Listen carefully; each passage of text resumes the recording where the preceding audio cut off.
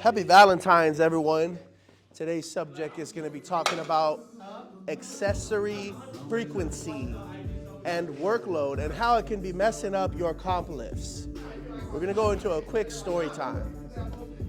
There are a couple of lifters that over time, trial and error, and the findings we've had through navigating stimulus, applying it to lifters, and working to help them be their best. We have found that certain exercise selection and just exercises in period in terms of like, oh, you can keep it up, it's all good. Okay. Yeah, it's all good. It'll catch it on the mic, but I appreciate you. Respect. No, you're good, thank you. Bless you. Certain accessories or just accessories period are eating away from your competition lift. I'll go through the story time. So pretty much there's a lifter that I'm working with, and he has a particular build. And we have found that through the typical standard frequency of 2-time squat and 1-time comp deadlift, currently right now, he's getting more than enough work through that. And when I ran the standard approach, like for instance, when you apply an intro block, typically the way that I like to introduce athletes into training is you want to start low, right? You want to see, can we make a great deal of progress starting with a low dosage of workload, right? And that can be subjective depending on the type of body weight class that the lifter is, knowing their history, and so much more information. Not to get so far into that.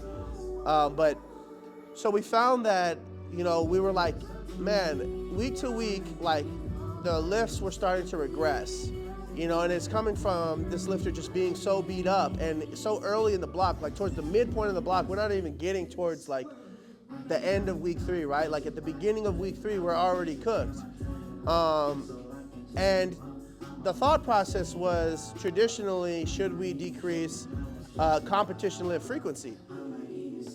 Well, through communication, getting constant feedback back and forth, to the lifter's credit, the lifter explained how, the accessory day on the Thursday deadlift was pretty much cooking them. And I looked back at the lifter's old block and found that, it just logically made sense. We do not need to stimulate the lower body after they have completed their competition deadlift. And this comes down to, in this specific scenario, where a sumo deadlift for particular builds can be more than enough stimulation, and they don't need any further back extensions or posterior chain work for the lower body, or lower body accessories, pusher accessories, right? So we found that, one accessory on the primary squat day prior to coming in on the primary deadlift day was more than enough. And this is reality. This is what the body responded to, right?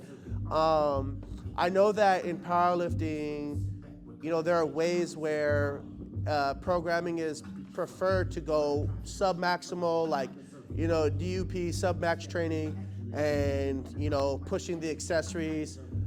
There's multiple different ways that you can skin a cat. I don't even like that term. I don't even know why that's a cat, but there's multiple different ways where you can go from point A to B. But what we found efficient, fundamentally within just powerlifting schematics is, sometimes you can just pull out accessories and continue that skill set and practice through the comp work or comp variation work, right? Or barbell variation work. You can still get great stimulation there. And so what we're seeing so far is that, pulling out that middle day lower body accessory is all they need. And you could even count that middle day deadlift, which is the primary, right?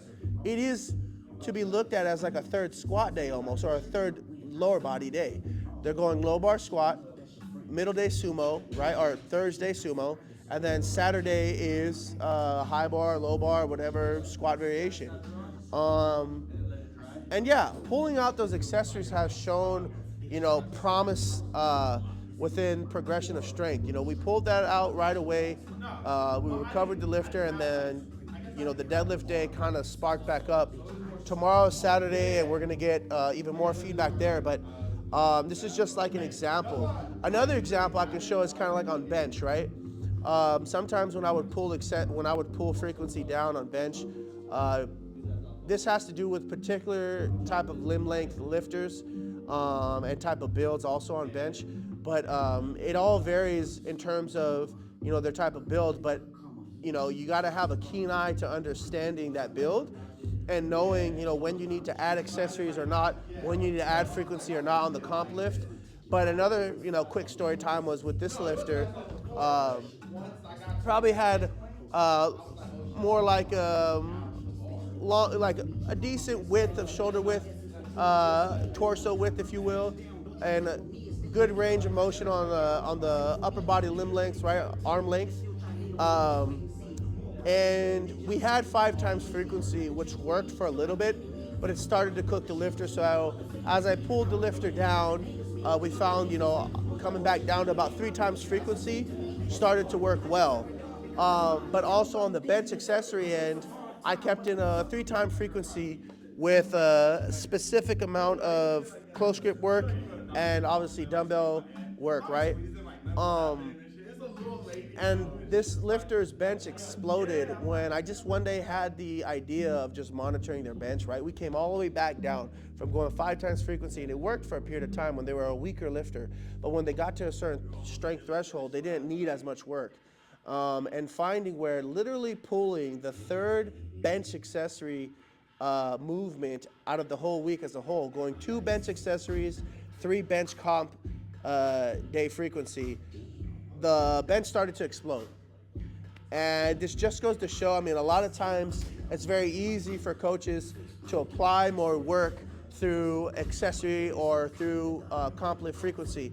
But we found that finding that right balance of just enough accessory work is gonna give you enough recovery to explode certain lifts. And so what this does is eliminate the notion or the thought of push accessories, push accessories, push accessories. And I wanna promote, or I wanna, what's the term? Sorry if I'm drawing a blank. I want to propose a thought process, which is,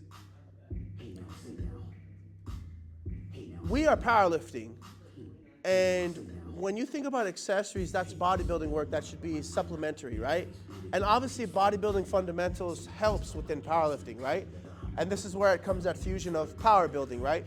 But you always have to come back to the main roots and understand that, do these bodybuilding fundamentals, do they have a compromising effect to the powerlifting goals? Because at the end of the day, we're trying to get stronger. We're trying to increase the load on the bar to load the most maximal load that we can to add the best total possible. Well, if we are focusing too much in another area that is outside of powerlifting, which is bodybuilding specific, which focuses more on aesthetics or muscular growth, sometimes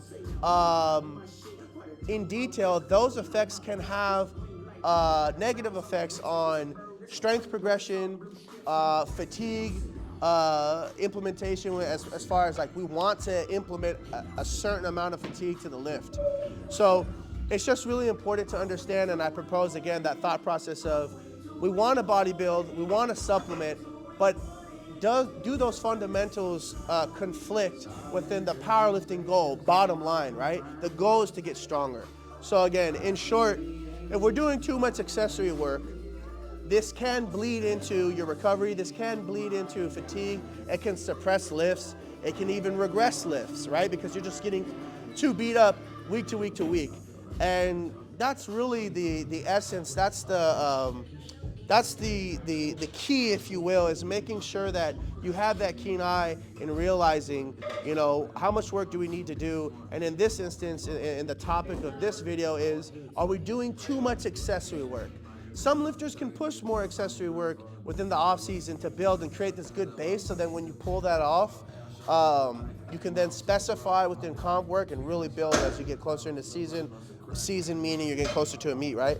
But again, also doing too much accessory work can absolutely, and we have found in many cases with multiple different lifters, where this can bleed into your recovery. It can create too much fatigue, and it can certainly suppress a lift. So yeah, I just wanted to bring some more knowledge to you guys. This is more like programming, powerlifting fundamental shop talk here. I hope you guys enjoyed this talk. Try to make it as quick as possible. I'm a little rusty in doing these, so I'm gonna get a little bit better in rhythm in terms of like getting straight to the point and explain to you guys. But yeah, if you guys appreciate these type of videos, if you learned anything from this video, go ahead and comment below. Let me get a hashtag sweet spot. Let me get a hashtag sweet spot in the comment section. Today is Valentine's Day, Friday, February 14th, 2025. I hope you guys have a phenomenal Valentine's weekend, and I look forward to seeing you guys in the next one. We got Powerlifting American Nationals. We have a lot of nationals. We have Swedish Nationals. We have Ecuadorian Nationals. A lot of lifters worldwide, they got their nationals coming up. And we got Powerlifting American Nationals, of course, so we're excited for that. But yeah, if you guys enjoyed this video, please like, share, and subscribe. Let me know if you guys have any questions. Send that hashtag sweet spot. I'll see you guys in the next one. You guys take care. Happy Valentine's.